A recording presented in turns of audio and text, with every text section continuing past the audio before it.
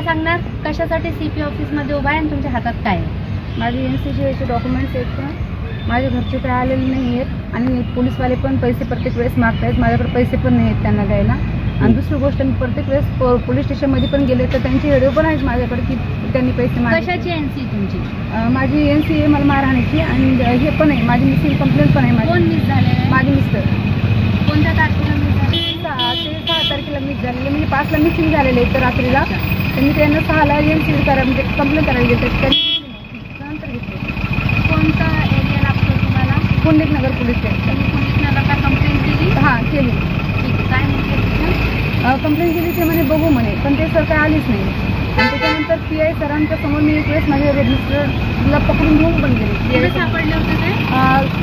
गुरुदत्त नगरला प्लास्टिक एक शोरूम आहे गाडीचं काहीतरी तिथं. अच्छा, तिथे मी त्यांना घेऊन पण गेले. PI समोर PI ते मला काय म्हणे पाणी पिऊन येतो म्हणे. ते पाणी पिऊन येतो म्हणून तिथून गेले. माझे मिस्टर आणि PI सर आतमध्ये बोलत असतात तिथे. ते मिसिंग आहेत काय, तुम्हाला सोडून चालले ते मला काही माहितीच नाही, कारण तेव्हा मिसिंग होते ते, म्हणजे मिसिंगच आहेत. आता पण सध्या भेटलेले नाही आहेत मला. आणि मारहाणाची कशाची तुमची? मला मारहाणाची कोणी केली?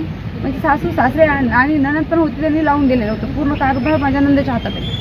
आणि ननदच आता पण ते कॉल पण रिसिव्ह करत नाही. जेवढे लग्नाला होते ना तेवढे पण सुद्धा हे करत नाही, मध्ये येत नाही. आणि कोर्टातून असं कसं कोणत्या गोष्टी आपण हे करत नाही. त्यांनी सगळे लग्नाचे पुरावे वगैरे ते सोबत घेऊन गेलेले आहे, बॉन्ड वगैरे ते सोबत आहे. कधी झाली होती तुमचं लग्न, कधी झालं होतं? 2 वर्ष होत आहे. 2 वर्ष. हे 2 वर्षामध्ये तुम्हाला काय त्रास झाला तुमच्या हजबंड? खूप जास्त, कारण की तेव्हा मला काही त्रास नव्हता. आता पण ह्या 2 महिन्यापासून म्हणजे 3 महिन्यापासून त्याचा त्रास थोडा चालू झाला. कारण मला त्यांनी टॅबलेट वगैरे कसल्या काय दिले हे मला माहिती नाही. आणि त्यातून मला त्यांनी हॉस्पिटलमध्ये पण नेले. हे मला कधी कळालं की जेव्हा टायमाला मला हेडिओ आला दुसरीकडून की त्याच्यात मला फाईल दाखवते आणि अश्विनी सोनटक्के नाव दाखवते. तुम्ही जे सांगितलं पोलीसवाल्यांना तुम्हाला हेल्प नाही केली, तुम्हाला पैसे मागितले, ते काय पूर्ण पकडलं? माझ्याकडे व्हिडिओ पण आहे त्यांचा. मी टायपिंग केलेलं होती ना, NC दाखल मिसिंगची कंप्लेंट टाईप करत होतं आणि त्या मॅडमनी मला पैसे मागितले. म्हणलं सरकारचे पैसे कशासाठी आहेत तुम्हाला?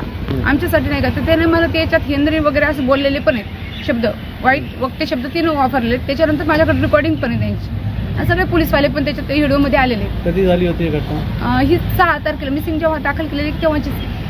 6 मेला? नाही, याच महिन्यात, चालू महिन्यात. आता तुमची काय मागणी आहे?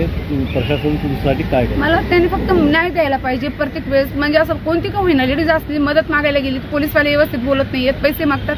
लेडीजकडे पैसे नसल्यावर पैसे कुठून देणार आहे? कोणती का होईना लेडीज. मी मुलं घेऊन फिरते त्यांच्यापाशी 3-3 वेळेस रोज मी पोलीस स्टेशनला जाऊन बसते. फालतू किती हसतात, दात काढतात, प्रत्येक वेळेस दात काढून बोलतात, विचित्र बोलतात. असं नाही की प्रत्येक वेळेस मजाकच करणार प्रत्येक बाई. तुम्ही CP ऑफिसला आले तर तुमची भेट झाली CP साहेबांना सांगितलं? नाही, CP सरांसोबत माझी भेट झालेली नाही. इथे काय झालं तुमचं? मी 2-3 वेळेस आलेली आहे CP ऑफिसला, खूप वेळेस आलेली. मला काही CP ऑफिसला भेट नाही झालेली माझी.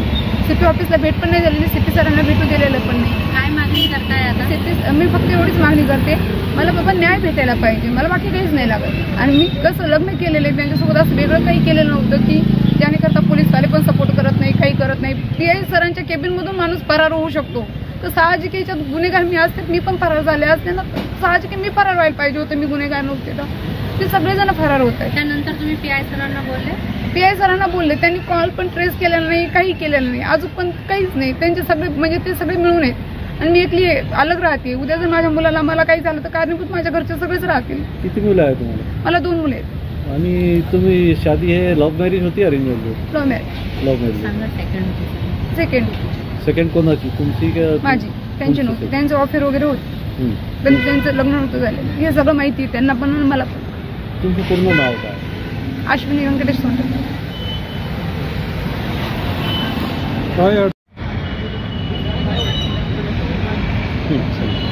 सर, माझ्या मिस्टरांना काही जरी झालं तर माझी नणंद, सासू सासरे सगळे कारणीभूत राहतील. माझ्या सासरकडले लोक, कारण त्यांनी त्यांना गायब केलेले आणि त्यांनी मला टॅबलेट कसल्या दिलेले ते मला माहिती नाही माझ्या मिस्टरांनी. कारण ते सायकोलॉजी शिकतात, ते नर्सिंग हिप्नोटाईज त्यांचं झालेलं आहे. त्यांनी जर त्या टॅबलेट मला दिले असते ते मला माहिती नाही. ताई, तुम्हाला काय आजार वगैरे काय आहे का? काही आजार नाही. त्यांनी मला ते टॅबलेट दिल्या. मला दुसरीकडून आज कळते की मला त्यांनी पादरी हॉस्पिटलमध्ये पण घेतं कशाला ते दिले? मला माहिती नव्हतं. आता मला 6 तारखेपासून मी घेतलं नाही, म्हणजे 5 तारखेपासूनच घेतलेलं नाही. तेव्हापासून मला कळालं. माझा सासरा माझ्या म्हणजे अंगावर येत होता, ते पण मला तेव्हा समजलं. तेव्हा मी माझ्या सासऱ्याला तोंडाला धक्का देऊन ढकललेलं आहे. म्हातारा आहे म्हणायला, पण तो माझ्या अंगावर येत होता.